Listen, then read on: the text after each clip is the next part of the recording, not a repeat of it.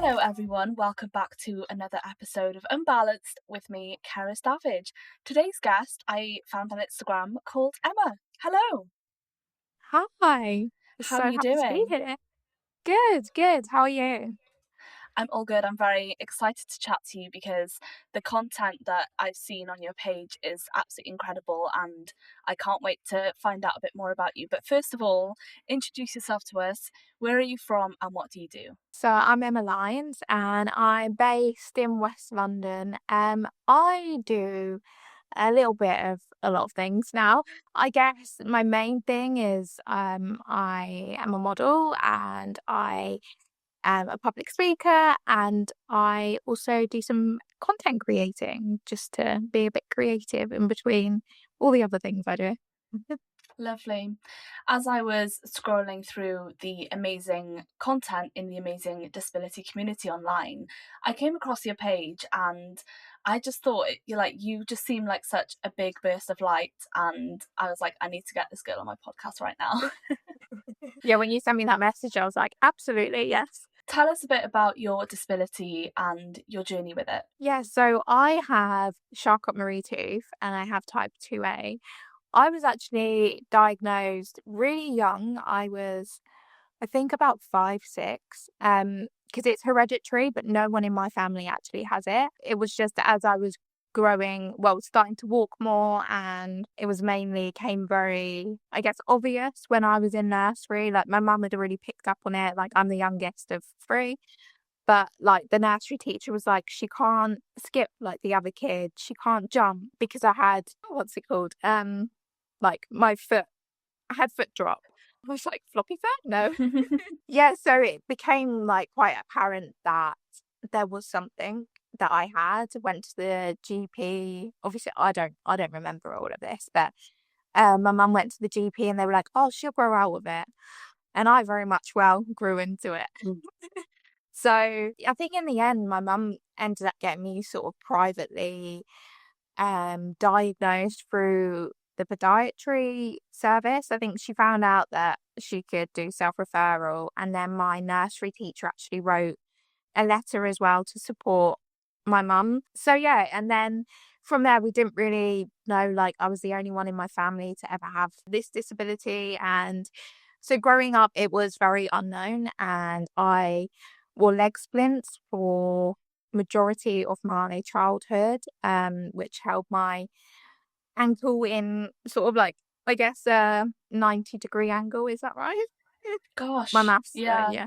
So basically, I couldn't bend my ankle when I walked. It was very like set, but I wore my splints every single day. Just I found it helped me walk a lot better. And I remember when I was in hospital, they used to, like, just at physio appointments, they used to bring other people in to talk to me because I would always wear my splints and other people wouldn't. But for me, I just found I could actually be more independent and safe with them. And I think because I started from such a young age, I think when you have a family of disability and you have someone in your life that doesn't like wearing their splints, you already have that view of the mobility aid where we were like completely fresh.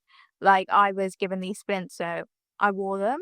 And then because it became routine and I realized how much I tripped less, and I could get round a little easier, I literally wore my leg splints up until I couldn't walk anymore. And I was like, well, there's no point in me wearing these every day. So yeah, it's been a journey, I have to say.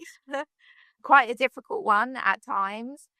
A lot of fighting as well, especially like trying to get into mainstream schools. I guess when I was younger and I was still running around and everything, it wasn't as difficult, but going into secondary school, it became a lot more of a challenge. None of it was really adaptive, but they didn't know how to deal with someone really with a disability. Like it took my science lessons 3 or 4 years to move downstairs. And then when they did, I was just like fed up with it all, and I sort of stopped going to all my lessons and just went to learning support because I just got to a point where I was like, you just don't care, and you get people complaining like I'm not in my classroom, and it's just like, well, I'm obviously the sole reason, like you're not. But I actually hid my disability at the point. I spent a really, really long time hiding that part of me. Because also my hands are affected, so I've got limited dexterity.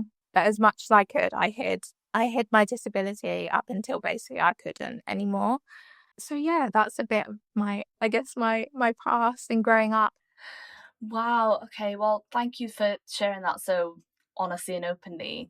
It doesn't sound like a an uncommon experience where society doesn't know what to do with a disabled person, so you feel like you have to hide it just to blend in, and it's frustrating to hear because the reaction to a disabled person's diagnosis is to just try and adapt the environment around you as much as possible, and that sounds like it did not happen with you in school.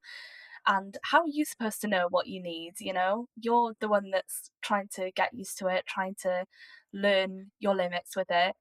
Other people should be able to help as well, so that sounds really frustrating. Yeah, and I think as well that is like you're exactly right. Like especially when my disability progressed, like we had to try and fight to get adaptations at home, but I was also in college at the time. And it's quite difficult when I guess your access needs have been ignored before. And then I'm like, no, I actually do. Like I can't struggle up the stairs. Like I need it to be moved downstairs. But also it is like everyone just expects you to be fine with it. And I'm like, I'm still like I'm adapting to this massive change that I also thought would never happen in my life. Like I don't know what I need from anything right now. And you just feel so lost. But people's way of sort of, or like, I guess, reaction to it is sort of like they just completely step back and remove themselves rather than actually being like, yeah, I'm there. Like, I lost so many friends when my disability progressed. And I would say, even like growing up with a disability, I did find things difficult. I couldn't just go and do everything that everyone else was doing, or it wasn't easy.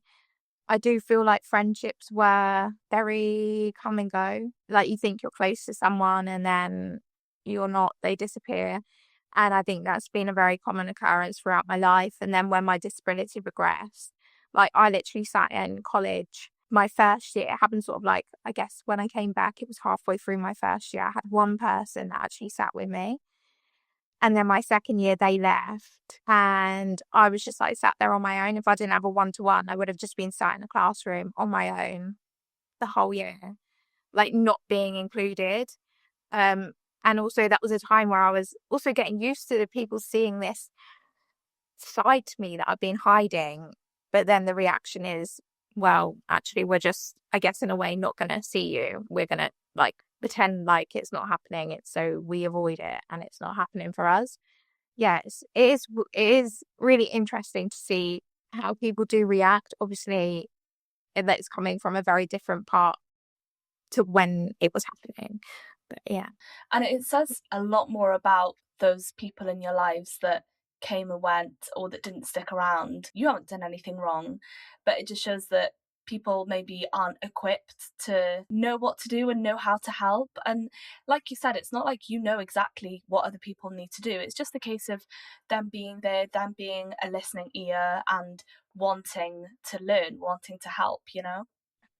Yeah, and I think it does shine a light that it shows how disability is not shown in society. Like, so when this happens, people are like, "Whoa, I don't know what to do. I don't know how to talk to you now." Like, even though I knew you before, but don't know. Like, all of a Yeah, sudden you come in on wheels, and I don't know how to talk to you. You're not the same person.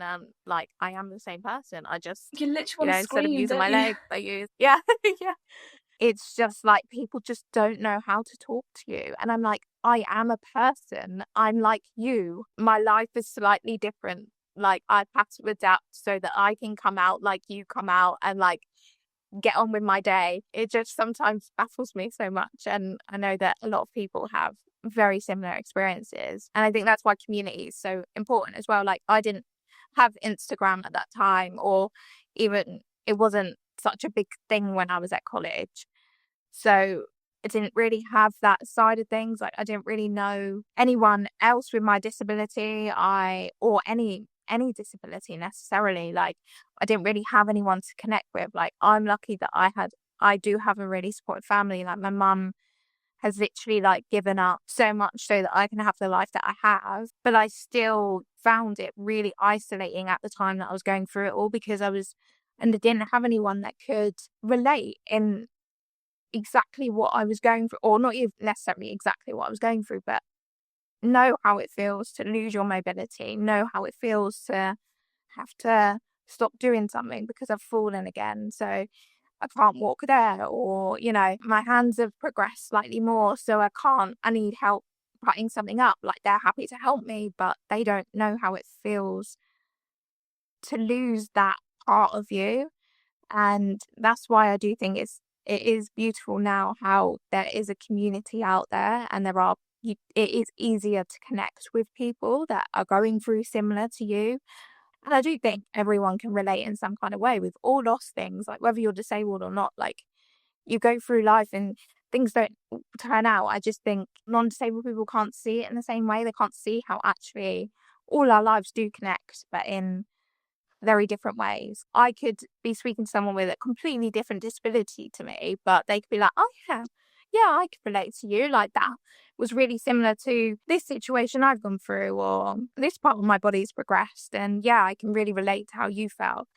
And I think that's one like really beautiful thing of like social media, is that you can make connections really easily. Or even if you don't necessarily even want to talk to someone, seeing someone go through similar to what you are, I think it can be really, really powerful and life changing, really. Absolutely. There's nothing like community. And I completely relate to you on that. You know, as soon as I found other people with my condition, limb-girdle or muscular dystrophy, I was like, wow, okay. Like, this condition was supposed to be really rare, but it doesn't feel rare anymore because I've met other people across the world with it, and we all share our experiences together. And if I'm like, oh guys, like I had a fall today, or I had to ask like a random stranger to pick me up from the street, and I would feel like, oh, that's such an abnormal like experience, but then everyone will chip in like, oh, that literally happened to me last week, or yeah, no, I completely get that, so you just don't feel like abnormal anymore, and it's just Yeah, so yeah. nice to actually have someone to relate to you in that very specific way that they've been through it themselves. Yeah, and I think as well, like, it can sometimes feel embarrassing, like, just putting it out there and being really, like, honest. Like, it can sometimes feel embarrassing. Like, sometimes I'm like, if I'm going out for a meal with people that I don't really know, even if I'm with someone that I do know, and I'm asking for them to cut my food up, I'm less embarrassed, maybe isn't the right word, but it can feel a bit like, because people are just like, "What are you doing?" But then the more that you do it, the more you realize it's okay, and the more that you see other people do it, it's like, "Ah, yeah, like, it's fine." Like, asking for help isn't a bad thing, and it's nothing to be ashamed of. In fact, it shows, like, strength and courage. I sometimes still get it where I really wanna ask someone for help, but I'm like, but then I'm also like, what do I have to lose to ask? Like, most of the time people will be happy to help. And like, I think that also relates into like everyday life, is if I go into a shop and I can't find something, now I'll just go up to someone and be like, do you have XYZ? Instead of being like, well, we could go look over there, then we could go look over there. Now I'm just like, you know what? I'm just going to go ask. And then if they're like, we don't sell that, I'll be like, okay, thank you. Goodbye. Or like, do you know where? But I think there is such a, I guess, like a stigma on asking for help. And then when you actually need to ask for help, it's like there is that like kind of guilt feeling and that embarrassment feeling initially, but then the more that you do it, the easier it does get. And it is still challenging. Like, I still find it really hard, and I still have people that I will go to if they're around, just like normalizing those kind of things, like asking for help, or having someone with me most of the time because I need help. Yeah, I'm definitely the same. I think I have no shame now in asking for help, and I'm like, people like to help others. I think, if you're a stranger on the street, you feel good by helping someone else, like helping an old lady cross the street, like that stereotypical thing. But like, Yeah, if someone drops something and they didn't realize, and you're like, oh, excuse me, you dropped this, like, you just automatically feel better because you just helped their day out. yeah. So I'm trying to view it in that way, and like trying to flip it over, rather than me being like, oh, this is so embarrassing, I'm asking for help. I'm like, I'm going to make this person feel good by helping me, and then they can feel better about themselves, you know? But also in like supermarkets, the staff, they're there for people to literally ask them what, like, even if I'm 90% sure where something is, I will still ask them, like, excuse me, can you just take me to where it is? Yeah, yeah. Just saves so much time and energy. Yeah, exactly. And also just like you build it up so much in your head and then you actually do it, you're like, wow, that wasn't that Yeah. bad. Yeah. It's never that bad. I think, like you said, you know, if you don't ask for help very often, and then when you actually do ask for it, you can build it up so much in your head to, you know, to be a massive deal. But it's actually fine, you know, like it's not a big deal. The world keeps Yeah, turning.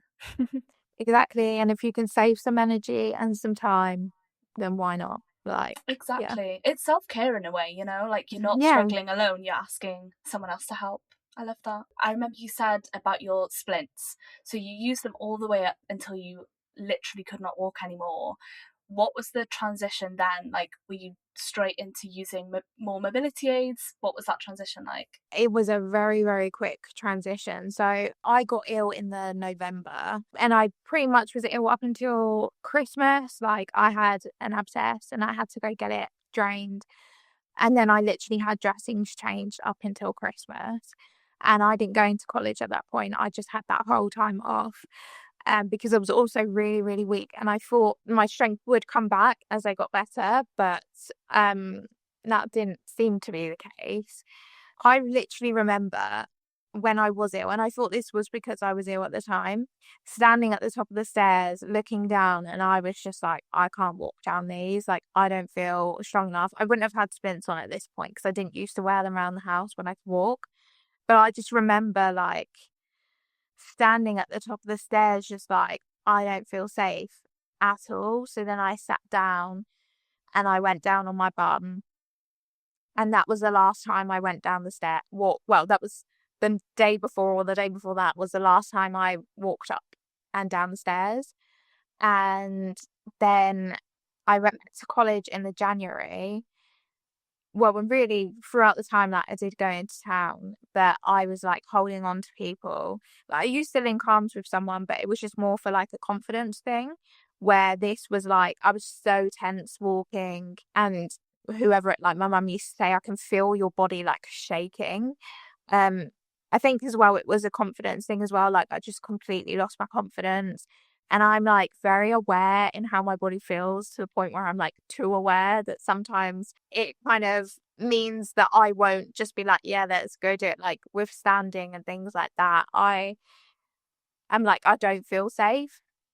I don't feel strong enough instead of being like, yeah, let's just see what happens. Like, I think I've got a bit of a fear of falling. So that comes into that. So literally by the February, I was in a wheelchair and I went from being like, I fell, so I didn't walk there.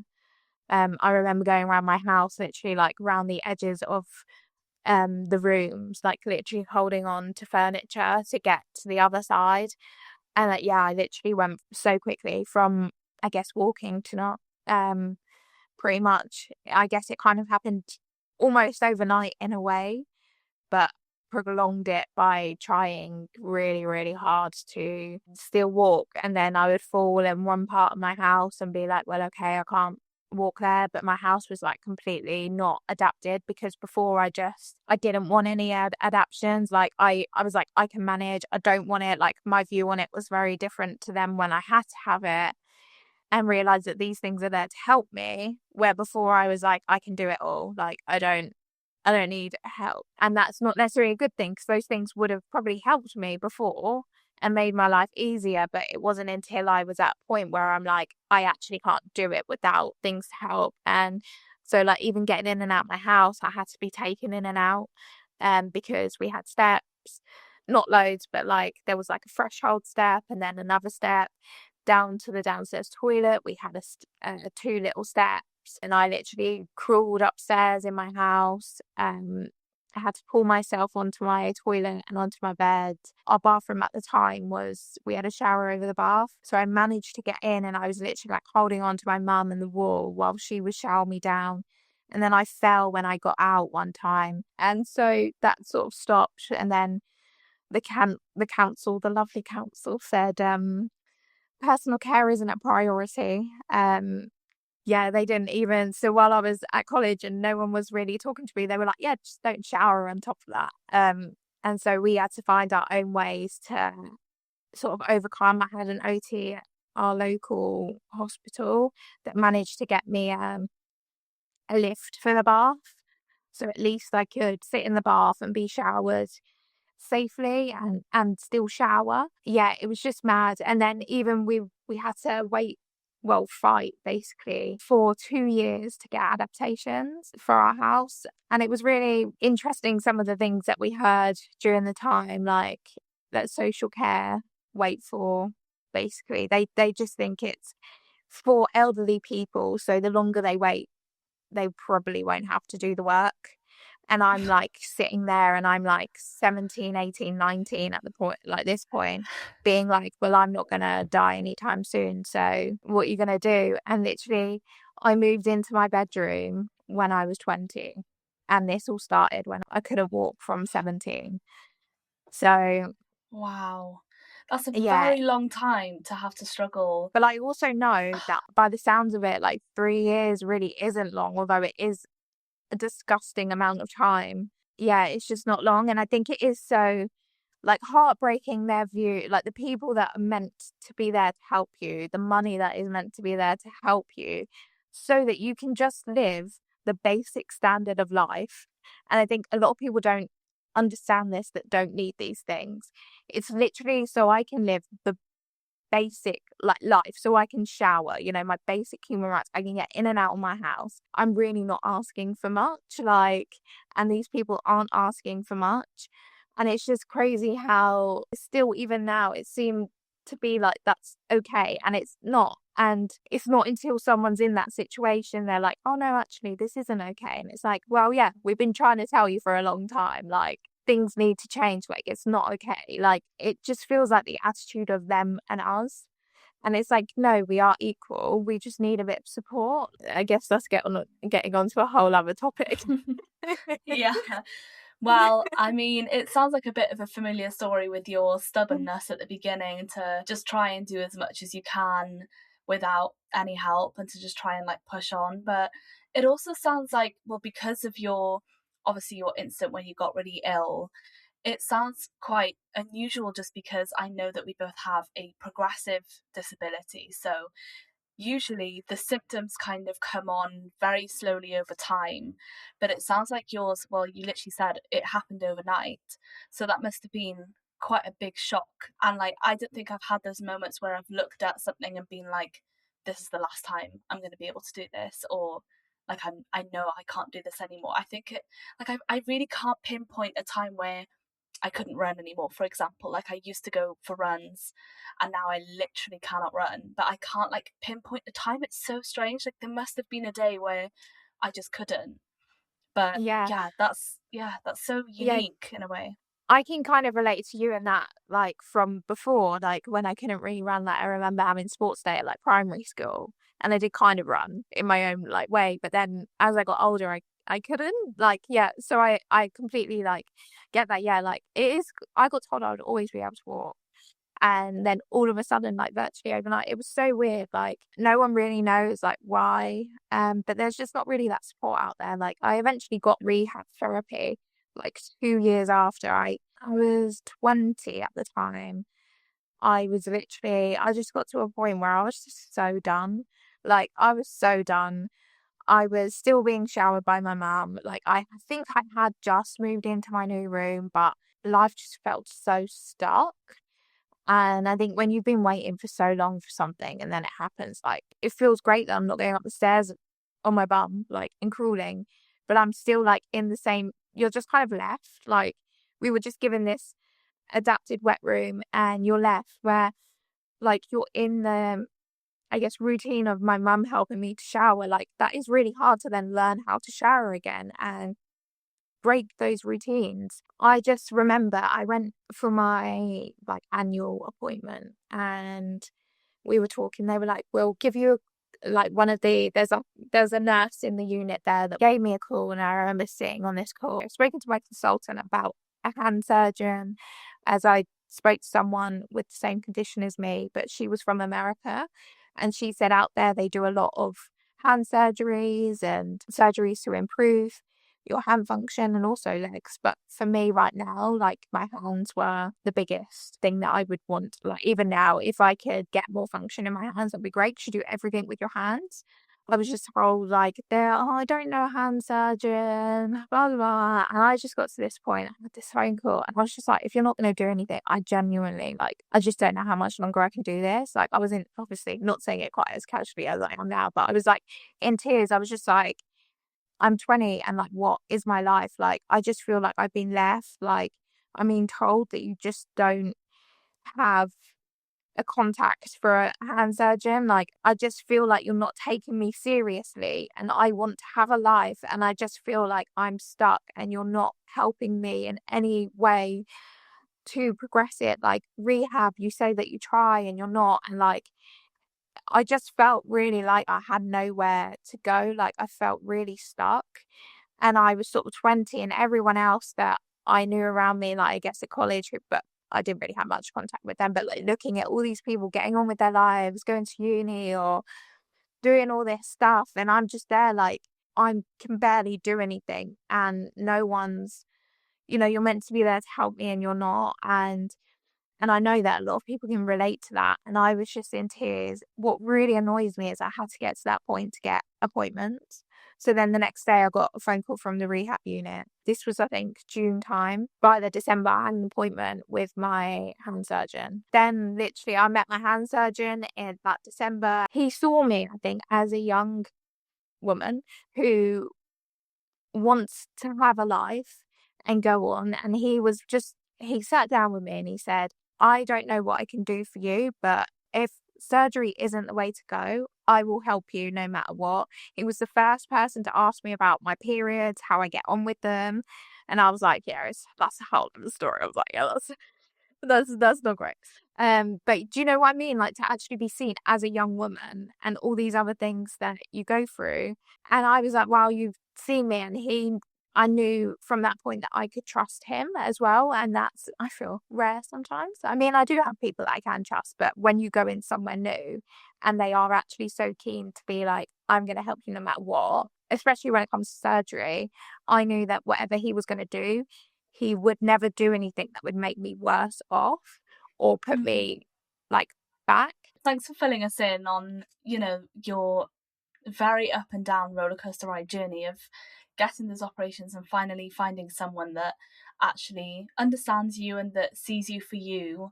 Obviously, I do want to get into talking about your modelling career and the work that you've done online. Tell us a bit about how you got into modelling and how important it is to be a disabled model.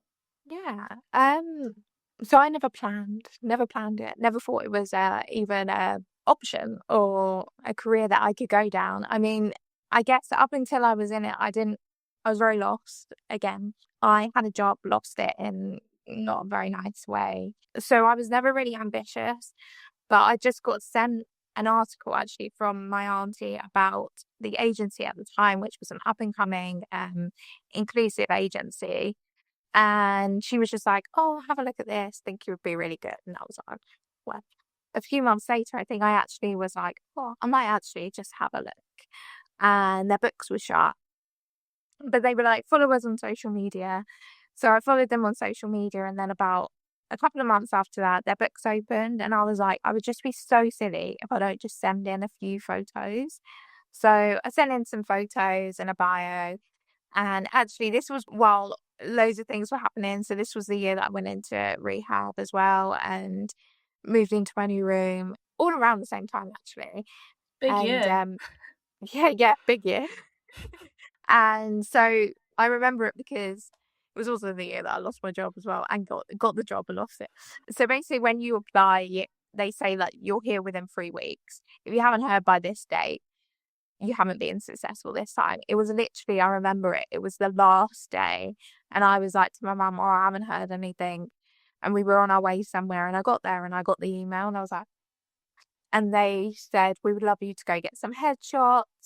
So they gave 2 dates, one up in Manchester, one in London. The one in London was literally the day after I got back from holiday, but the day before I went into rehab. Um, so it was just sort of like that, very lucky how those dates sort of aligned that I could do it. And then within by the September, they were like, "Oh yeah, we would love you to join us." I wasn't really very confident, especially in myself. I still wasn't really. I was still, I guess, learning to love this new life that I had, and also still adapting and adjusting. So it was sort of like, oh my God, that's amazing. But I was also like, "Oh." And it was quite a difficult time because after rehab, I just got sort of dropped again. But I got my first job really quickly, which was a commercial. And then for about 2 years, I didn't really I did a few self tapes here and there. Nothing really came up. But again, like I wasn't really in a great place. And I was also waiting like for operations and things like that. And then it got to winter lockdown. So we'd had a year of lockdown. I had an operation just before we went into the first lockdown. Gained quite a lot of confidence before lockdown, and then lockdown happens, and we all like life was just wow. Very odd for a long time, and then recovering from an operation as well. By that end of that year, I was just a bit like knocked out. But then I remember actually having a conversation with my brother, and he was like, you just seem like you've lost yourself, and we had a really great chat. And then it came around to January. The first self tape I did, I got the job. The second self tape I did, I got the job. And the second one was my first like modeling job. So the first one was commercial, which is super fun, and I love doing them. But then I did my first like modeling job. It was a hair job. Who I actually met, the girl that cuts my hair now, Jen. She still comes around. I remember being on that set and being like, wow, this is what I want to do. This is something I can do. And I was just all of a sudden like actually like, wow, I'm excited. Like I'm excited for my future. That's crazy that you were basically living a double life for a very long time, like modeling, but also like in between operations.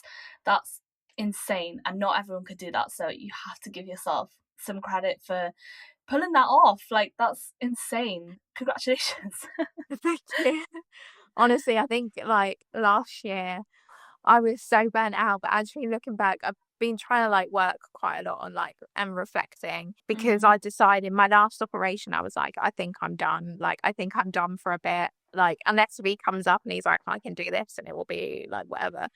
I just was like, I don't think there's anything more we can do where it will be beneficial to go through another operation. And after four, it is a bit like, I feel like my body was like, we're just, Are we done? we've had enough. Yeah, yeah, we can't do another one right now.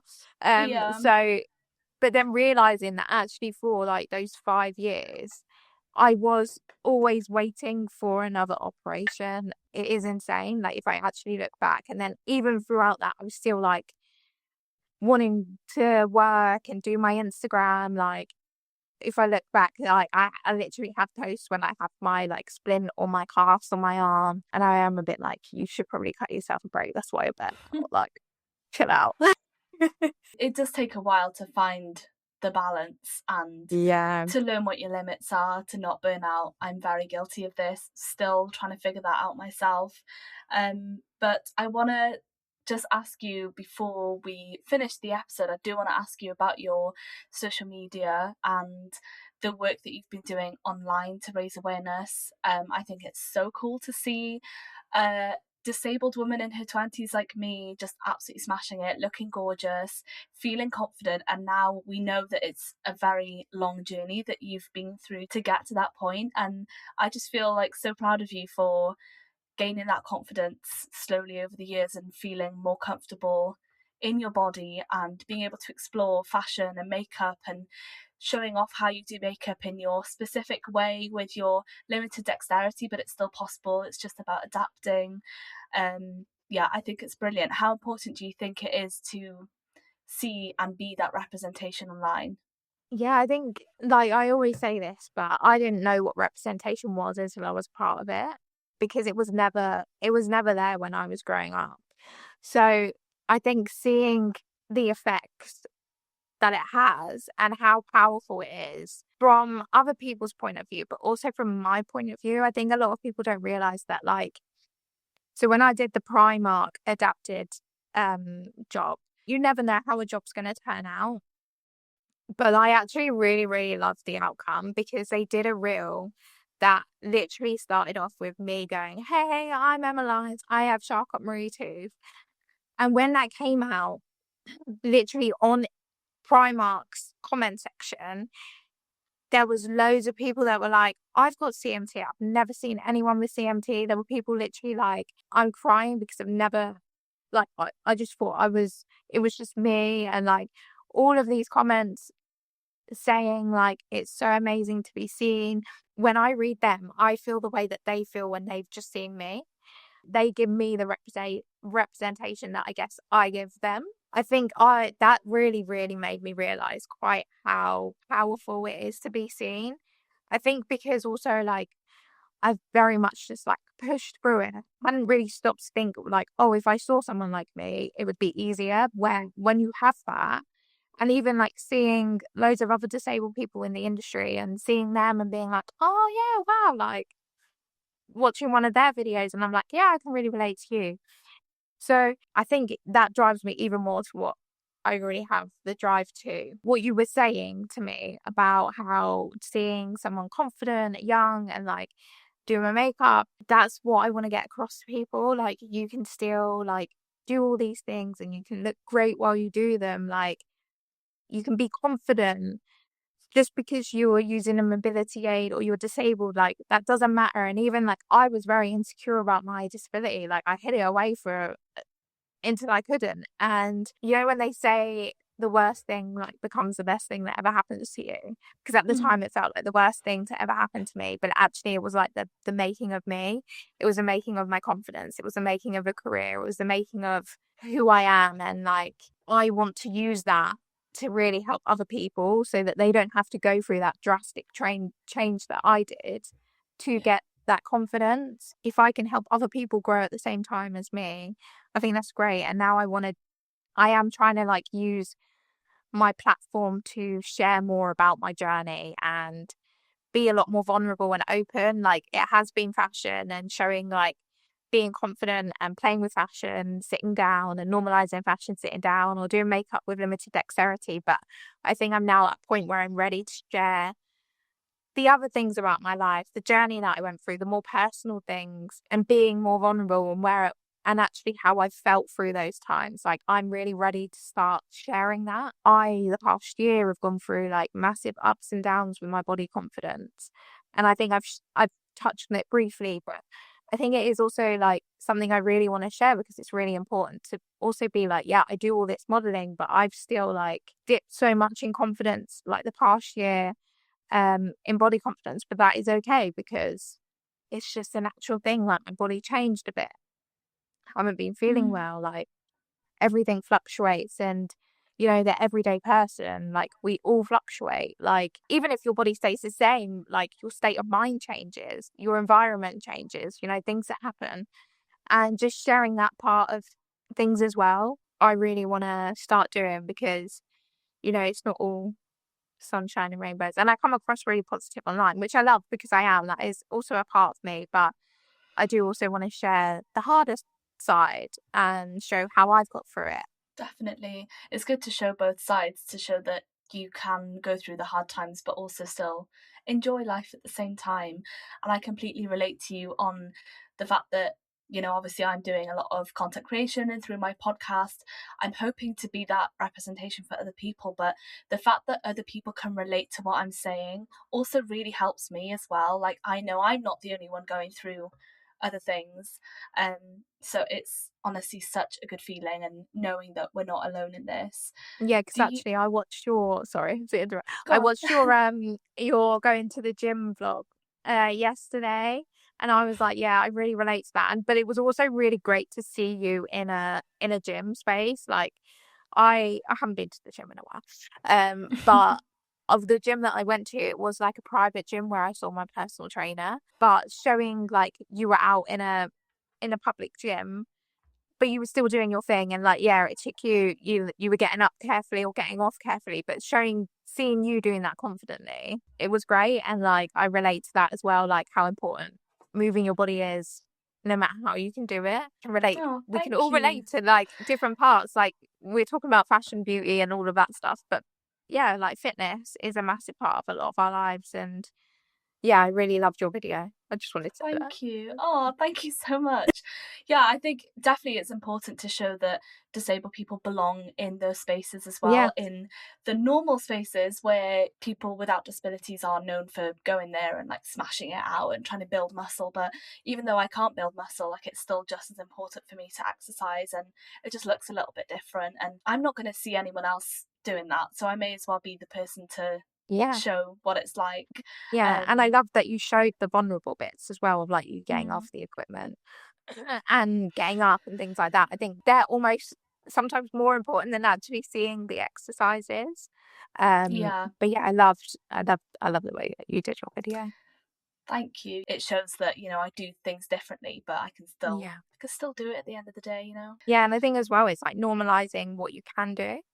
Mm, And even if that's like you get to the gym and you do one thing or at home, like that's still like incredible. Like it doesn't have to be this perfect like yeah, workout that looks polished and you can like easily get on and off things. Like whatever you can do is good enough, and as long as it exactly. makes you feel good as well. I posted a vlog where I said that I was going to the gym, and then I actually only ended up doing like one or two exercises, and then I left because I was so like overstimulated and so tired. And that was quite a vulnerable moment for me to share, but I think it was important because it just shows that like just showing up is enough, even if you don't Yeah. do much. And listening to your body is actually better, and giving up sooner than you thought you would is better, because it just means that you're not overdoing it and you're actually taking care of yourself as well. Yeah, and I think that's really good that you posted that, because I think a lot of people would be like, "Oh, I've failed. Like, I haven't done what I did." And like, especially if you filmed it, they would be like, "Well, I'm definitely not posting that." Or you would leave the gym in such a negative way because you're like, "I didn't achieve what I went set out to." Where actually it's like, "But you still went to the gym. Like, that's great." And like Mm, learning to like flip that mindset, which is, it can be really, really hard. But learning that actually, if you go to the gym and you do two exercises, that's still amazing. Like, that's still mm. something to be proud of. For a disabled girl, that's pretty good, I'd say. Yeah, yeah. I wish I could keep talking to you forever. Like, I'm absolutely loving this conversation, but unfortunately, we have to end the episode at some point. So, I'd love to ask you a question that I ask all my interviewees at the end, which is, what is one piece of advice that you would give someone else who is struggling, or your younger self? It does get better. It gets easier. Everything you're going through will just feed the fire that's in your belly to change society, change the way that things are done, and help people. You'll find your way to help other people, to grow in confidence. And I think as well, to other people that are struggling, I think find community. I think is really important. Reach out, or if you don't feel confident to reach out, maybe just have a look at their content, see what they're doing.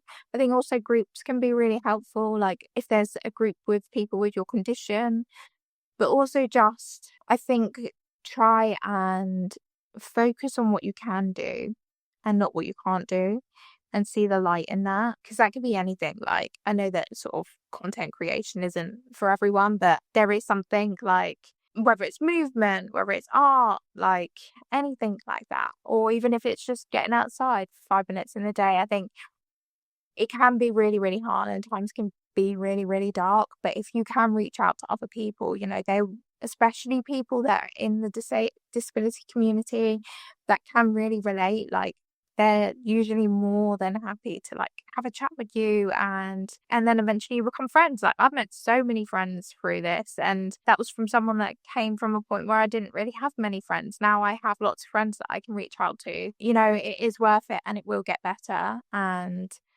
just try and find an outlet. I think that's really important as well. Try and find something you do feel joy in, or that you feel joy in, because you might not initially, but the more that you do it, the more it will help you. You know, you deserve to be here, and you deserve love, and you deserve to be seen. And even if it doesn't feel that way now, you do. So, you know, your voice is powerful and special. And don't silence yourself because you feel like there isn't a place for you, because there is. I love that. Thank you so much for sharing that. And we've both just made a new friend today. Yeah. We need to get a coffee one time that we're both somewhere near each In the other. same place, Yeah. yeah. Yeah. Well, I do come to London quite a bit, so if Oh, I let me am, know. then Yeah. that would absolutely be amazing. I've really enjoyed chatting with you today. Thank you so, so much for coming on the podcast. Is there anything Well, else you'd thank you like to for add? having me. I went to Cannes Lion this year, or last year actually, with Natalie Amber, and we've got completely different disabilities, but it was really interesting to see. So she's got Crohn's, which is more of an invisible disability, and we stuck together most of the week, and it was really interesting. Like, for me, I guess I've had an invisible disability, so I did know a little bit, but I haven't as an adult. We were meant to be in the disabled seating that we had to fight to get in anyway. And then someone told her to move, and I was like, no, she's disabled too, just because I guess she couldn't tell me to move because I was very visibly disabled and that was the only spot I could go in. And I was like, no, she's, you know, and it is seeing like the different fights that you have from different points of view. Because I am very visibly disabled. So we both went through discrimination, but in different ways. Mine was very like, I got told like they could carry me down the stairs all the time. And I went, well, would you be carried down? And they got looked up and down and was like, I don't have to be. So mine was quite like just people's ignorance to access to the discrimination. But then Natalie went through the discrimination of them being like, why are you in this seat? I need this seat, where they just wanted it for baggage. And I was like, no, she's disabled too. So I just wanted to add that in. But yeah, it was lovely Mm. to chat with you. I think whatever disability you have your own set of hurdles, whether it's societal or just like feeling like you're not being taken seriously and having to advocate for yourself a lot more. And I kind of relate to both sides at the moment, because sometimes you use a mobility aid, so then it's really obvious, but then people question, do I actually need it? But then on the other side, if I don't use a mobility aid, people are like, whoa, like, why are you walking like that? Or, you Yeah, know, it's just like, yeah, there's something on you either can't win. side. You can't You win. basically can't Yeah, win, you just yeah. can't win.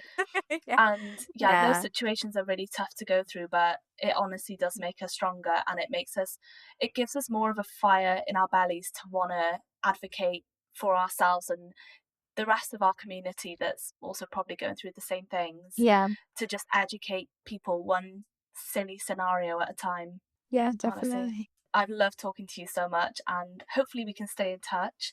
Yeah, Thank you definitely. guys for listening, and thank you to Cure LGMD2I and BridgeBio for sponsoring this podcast as always. If you enjoyed this episode, don't forget to like it if you're watching on YouTube, and to subscribe, and to follow the podcast on your favourite podcast platform, to click the little bell so that you are notified every time a new episode comes out, and to rate the podcast 5 stars if you haven't already. That really, really means the world to me. I will speak to you guys very soon in the next episode, but until then, have a lovely couple weeks. Bye.